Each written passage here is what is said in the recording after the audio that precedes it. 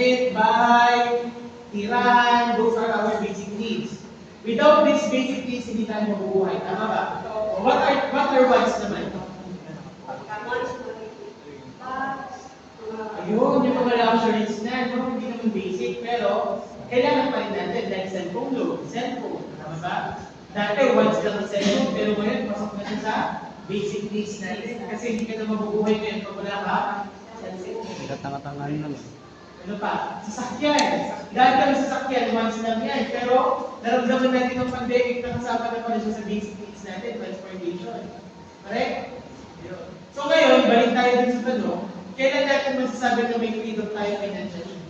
Kapag nabibili natin yung mga basic needs natin. At nabibili natin yung ilan sa mga wants natin.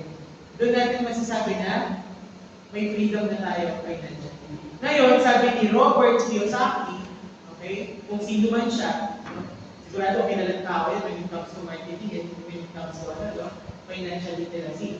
Sabi niya, financial freedom is available only to those who learn about it and work for it. So ito yung mga financially literate na tao. Kung mapapansin nyo, hindi siya natatapos dun sa who learn lang, dun sa alam lang. Doon maraming financial literate pero hindi yun na-apply. Gets? Maraming tao na marunong mag-budget pero hindi alam i-apply yung budget. Correct? So yun po yung ibig sabihin ng nilagay niyo ng quotation from Robert Kiyosaki. Ang ganda ng quotation, no? Sana alam niyo lang siyang explain. Sayang. Next time, no? Maganda yung napili niyo yung quotation. May kaya nga gusto ko siyang i-emphasize. Okay? Next. So, ayan po ang Kandang Finances. Ano nga ba ang ibig sabihin ng Kandang Finances? Ito ay tumutukoy sa pamamahala ng pera, investments at financial na resources ng isang tao o organisasyon. Ito ay pinabibilangan ng una, pagbabudget. Paglikha at pagsunod sa isang budget upang subaybayan ang kita at gastusin. Pangalawa, pag-iipon, paglaan ng pera para sa mga short-term at long-term na layunin. Paano ba ang tamang paraan ng pag-iipon? O halimbawa, nagtatrabaho kayo. Every 15 days, every 30 days, meron kayong sweldo. Tama ba? Ngayon, paano ba yung tamang formula sa pag-iipon? Sweldo minus 5H. kailan ano yung iipunin mo? Expenses? Sweldo minus expenses equals, yun yung ipon mo. Tama ba? Normally, ganyan tayo mga Pilipino. Sweldo minus mga expense, mga pinagkakagastusan. Tapos kung ano yung matira doon yung iniipon. Tama ba? Ngayon, tama ba yun? Effective ba yung paraan na yun? Eh, bakit mas malaki yung expense mo kaysa sa sweldo mo? Asan yung ipon doon? So, nangyari negative ka pa. So, napapautang ka tuloy. Tama ba? So, ano pwede mong gawin para maging effective yung inyong pag-iipon? Dapat, sweldo minus ipon muna. Pagtabi ka agad. Kung anong matira doon, yun dapat yung pagkakasya nyo. Yun ang tamang paraan ng pag-iipon. Clear? Hindi yung unahin mo muna yung gastos bago mo itatabi yung pag-ipon. Itabi mo muna yung ipon. So kung sweldo ka ng 10,000, itabi mo na agad yung 500 o yung 1,000. O kung 200 na lang kaya mo itabi, sige 200 lang. Basta itabi mo na agad yung 200 na yun. Gets? Kasi kung ang gagawin mo is sweldo mo minus gastos, kasi yung gastos ang limited din eh. Hindi mo ubus yan. If meron kang hawak na pera, gagastos ka. Yes, sir. Tama ba? So itabi mo na agad yung ipon para hindi mo na magalaw. Clear? Yes, sir. So that is the proper way of pag-iipon for saving. Okay? Pangatlo, pag-invest. Paglago ng yaman sa pamamagitan ng mga investments tulad ng stocks, bonds, o real estate. Ang tanong, lahat ba kayo dito marunong mag-invest sa stocks? Hindi pa possible. Marunong mag-invest sa bonds? Hindi pa possible. Sa real estate?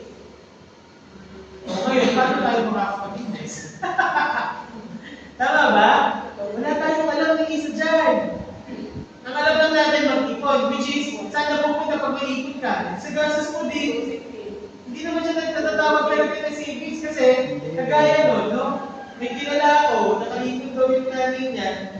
Okay? Tapos na nagkasakit, doon lang din kinuha yung ipon. Eh kung i-invest niya sa insurance, nung nagkasakit siya, at least may nadukot siya, hindi nagalaw yung savings niya. Yes po, marami pa nga dito for sure hindi alam about sa insurance eh.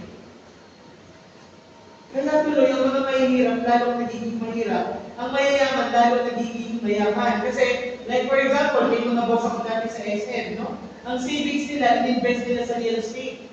Kumuha sila ng condominium. Magkano ang down payment sa condominium? Magkano lang yan? Sabi mo na 20% ng total value.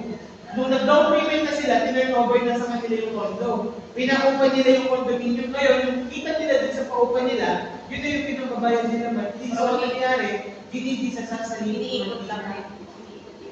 Correct. Hindi nyo na kailangan bawasan yung sweldo niya para pambayad sa condominium niya. Nagigisa na yun, no?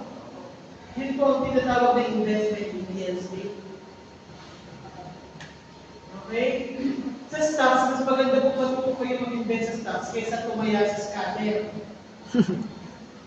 Maniwala kayo. Ano yung stock? Ito yung mga games na pinaglalaro ko. Ayun, mga games sa atin yung mga yan. Anyway, ayun, sige, moving forward. At pangapat, pamamahala ng utang.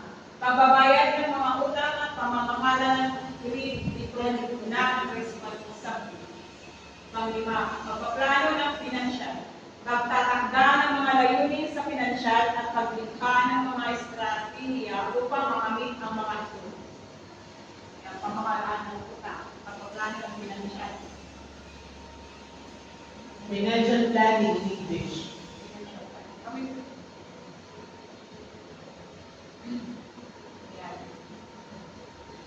Financial independence comes from following the fundamentals of individual accounting, such as making a spending plan. But at the same time, there's an enthusiastic component in perspective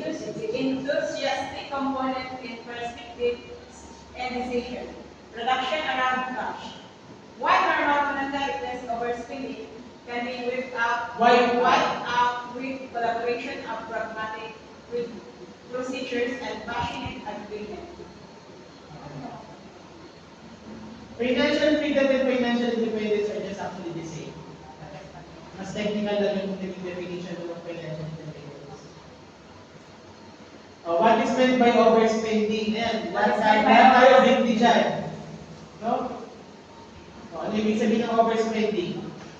Overspending can be characterized as spending too far in the hinterland, potentially because of an abrupt occasion, similar to unemployment cutback or sluggish development of monetary practices as per a new Federal Reserve report. More than 1/4 of loans of Grown-ups. grown-ups reviewed in 2020 had at least one bill that they couldn't work over. The report plans that month over $400 monetary difficulty away from being not able to pay them. So, based on study yan sa US, no? Dito sa Pilipinas, hindi lang 1/4 ang grown-ups na hindi nakakabayad ng mga bills nila o ng mga utang nila. Dito sa Pilipinas, baka 100% or mga 75%, no? Ang hindi nakakabayad ng utang. So, overspending simply means sumusobra ka ng gastos. So, overspend ka. Ito lang yung income mo, ito yung pinagastos mo. Mas malaki pang taxes. Okay? Sige, next. Reason we overspend. While each individual's ways of managing money are exceptional to their conditions. Shari, Rico, Riches, Philo, Winnie Factor, Head and most missionary official at Rappaport, Riches Capital Management in Illinois, says a couple of normal issues will generally be liable for overspending.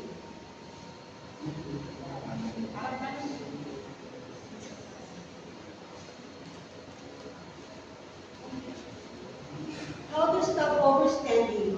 According to the Social Discovery of 2021, these financial strategies are successful for helping people to control overspending or implement saving.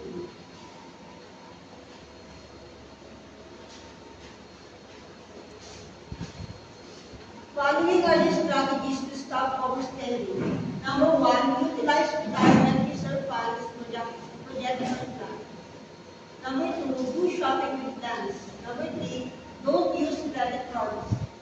Always, number 4, always use cash for purchasing.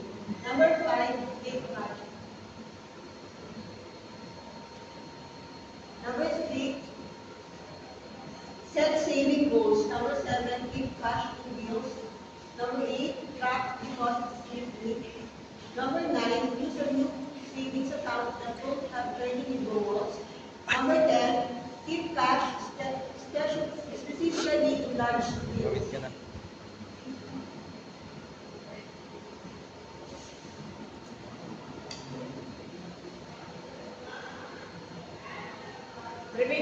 Preventing financial problems. Tips on managing your money wisely.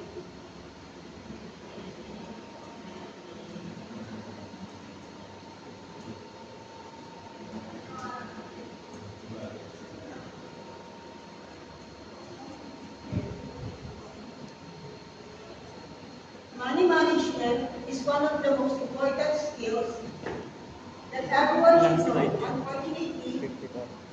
a lot of people don't take the time to learn how to manage their finances properly.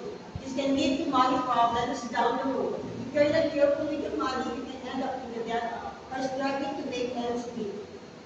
54 sub. Let's take a look at the importance of managing your finances wisely as well as some of the most common financial problems faced by Filipinos and practical tips on how to solve them.